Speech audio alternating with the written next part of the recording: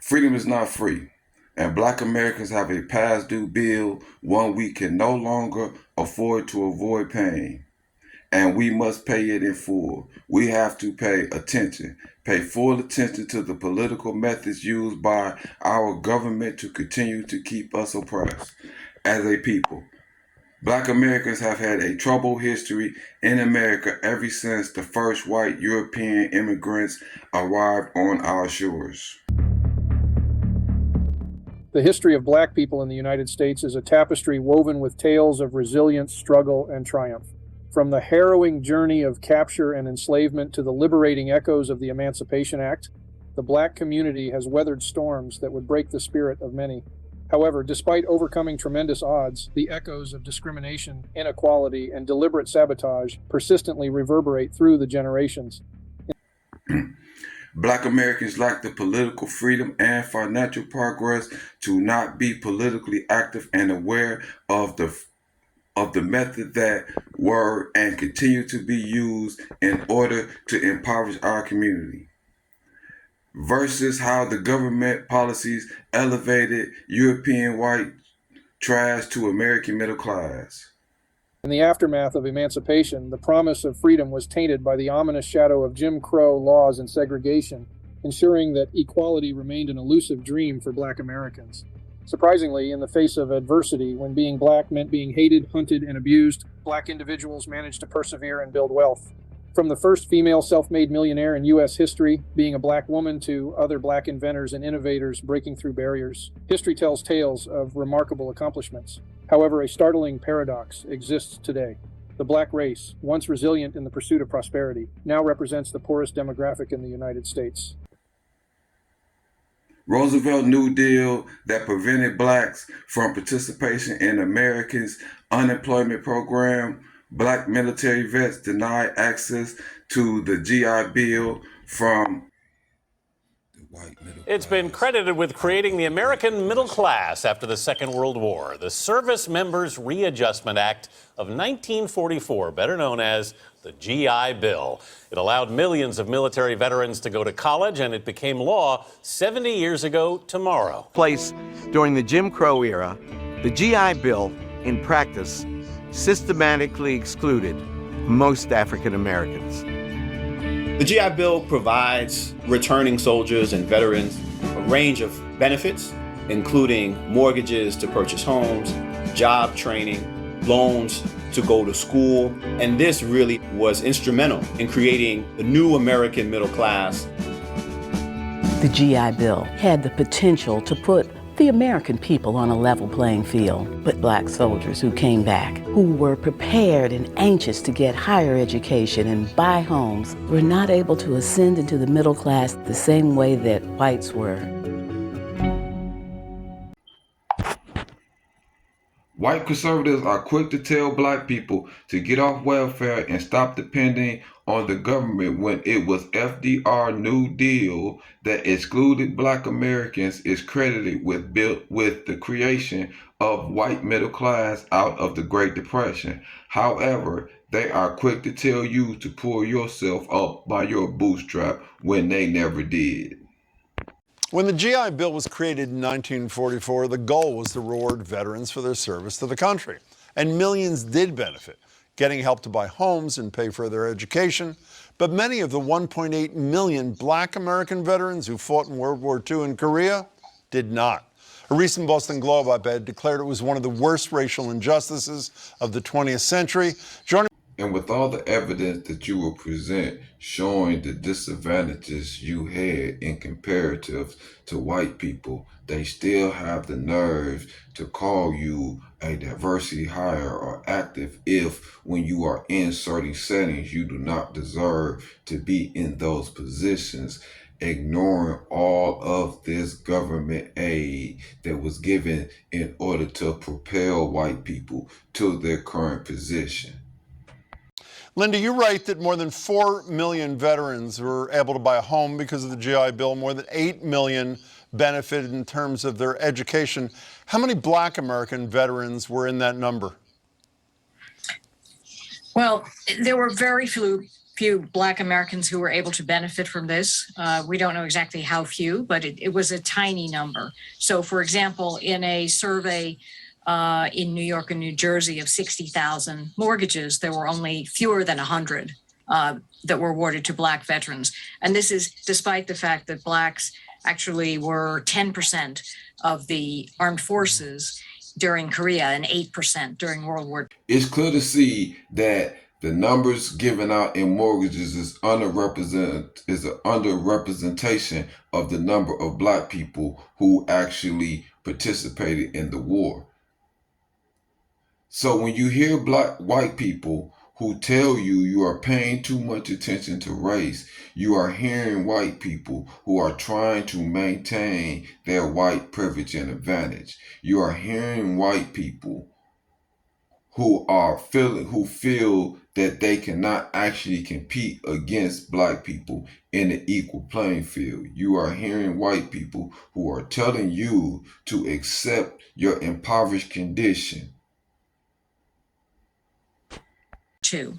You know what was significant about that number that struck out to me, Linda, is my sort of mindless assumption before I read your piece is most of that housing discrimination would be in southern states, but obviously New York and New Jersey don't fall into that category. Cornell, why and how were Black veterans excluded from all the benefits of the GI Bill? Well, these programs were administered at the state level. And so the state actors had the opportunity to engage in discrimination. This is why I say to you the cost of freedom is to pay attention. The reason why I say that is first you have to put into place that what did white supremacists wanted when they lost the Civil War? They fight for state rights. Why was it for state rights? Because state rights allowed them to enact their Jim Crow and their racial discrimination policies by them being the majority of the voter base in them various states. So whenever they enact or force for a state to enact a policy according to that state's principles and beliefs, that intent is meant to deprive Black Americans of that same benefit that they intend to give white people. When the GI Bill was being drafted and debated in Congress, Representative John Rankin of Mississippi played an enormous role as chairman of the House Committee on Veterans Affairs, an unabashed racist and an unapologetic defender of Jim Crow. Rankin persuaded his fellow lawmakers to make the implementation of the bill the responsibility of the individual states. States and localities that had long histories of discriminating against African Americans were in some respects given carte blanche to close Blacks out of things like college education and home ownership, great wealth generating mechanisms in the American experience. While Black people went to colleges at numbers larger than they had in previous times, they have never been able to get into colleges at the same rates as people who were white. The other thing is banks were discriminating in terms of loans. We didn't have access to houses at the point when you could really get in and accumulate wealth. So if we wonder why Blacks aren't part of serious wealth holders in this society, why there's a 13, 14, 15, maybe even 20 to 1 gap in wealth holdings, that's a piece of it. You have to ask yourself, why is it that white America politics fight to deprive you of something that they feel that they need to better themselves? What is it about Black Americans that they fear so much that they don't want you to have access to any resources that they have access to? Is it because they understand your excellence? Is it because they really truly know what you are capable of doing with the same amount of resources, so they understand that it is necessary to sabotage you in order to give themselves an advantage? CBS News special correspondent James Brown has the story of one man whose entire life and family changed forever thanks to the GI Bill. It was founded in 1811. Nathaniel Boone is well versed in the history of his adopted hometown, Manchester, Vermont.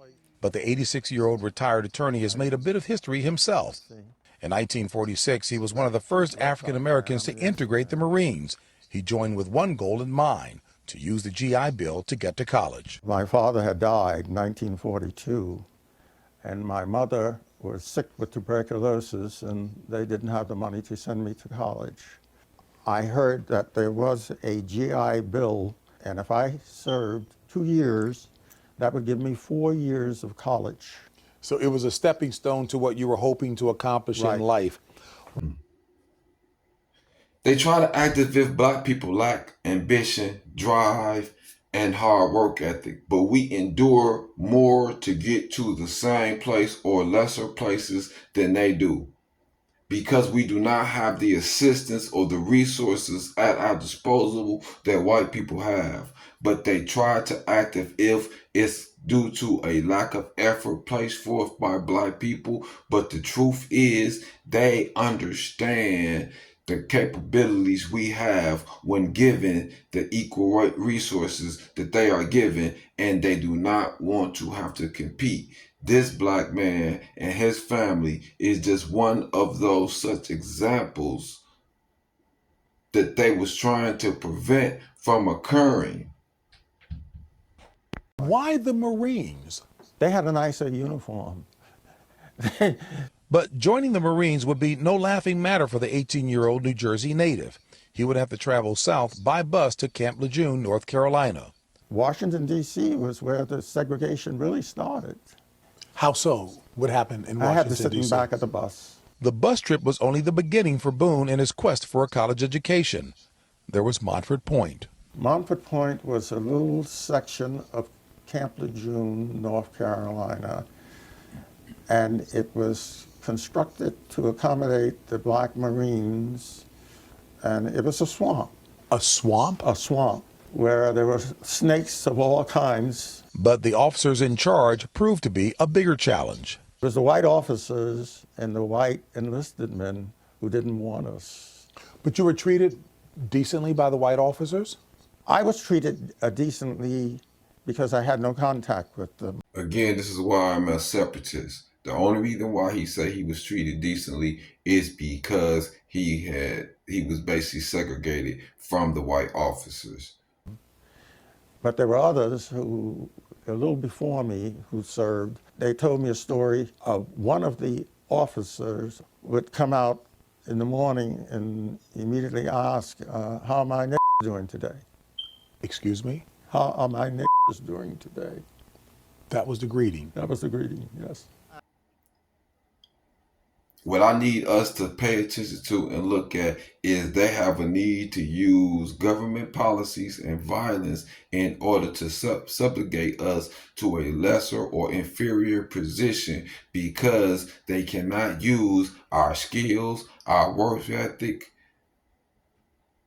and our intelligence as a means to justify this behavior. So they have to use government policies in order to restrict us from progress. However, Nathaniel Boone would not be deterred. He finished his basic training, served 2 years as a radar specialist, and matriculated to Bates College in Lewiston, Maine in 1948. I don't know what I would have done if the GI Bill had not been there. It established a middle class of people in the United States, because in those days, you were either rich or you were poor.